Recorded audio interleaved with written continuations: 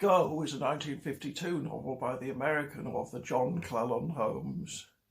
It's usually considered to be the first real novel of the Beat generation, if one discounts The Town and the City.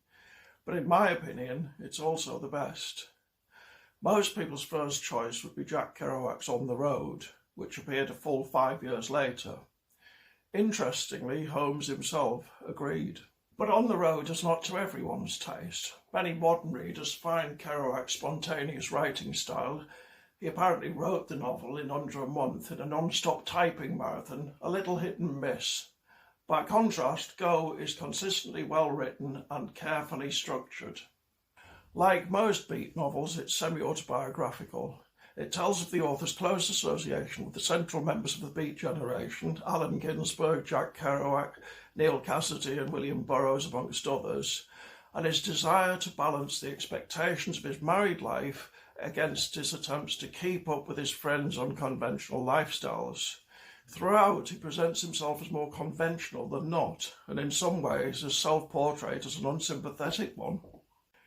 His wife, Catherine, is a central character in the novel. She has an affair with the Kerouac character, which Holmes says is the only bit of the novel that he fabricated.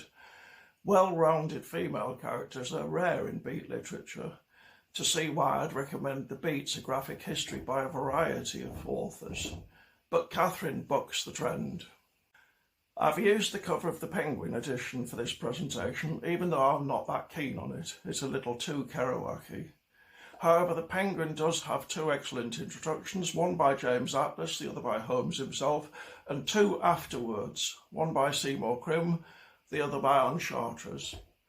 However, nowhere does Penguin tell you who Seymour Crim or James Atlas or Anne Chartres are. They're simply left to introduce themselves. Why read this novel? Well, it's not just the cast list. As James Atlas puts it, the other notable character in Go is the city itself. When the Cambridge historian James Fox recently came to make a BBC TV series on the most important years and locations in 20th century art, he chose Vienna in 1908, Paris in 1928, and New York in 1951. So, forget about the Beats if you like. Think instead of Jackson Pollock, David Ogilvy, Thelonious Monk, Marlon Brando. This is the city and time that engendered them, and it's probably represented in here as well as in any novel ever written.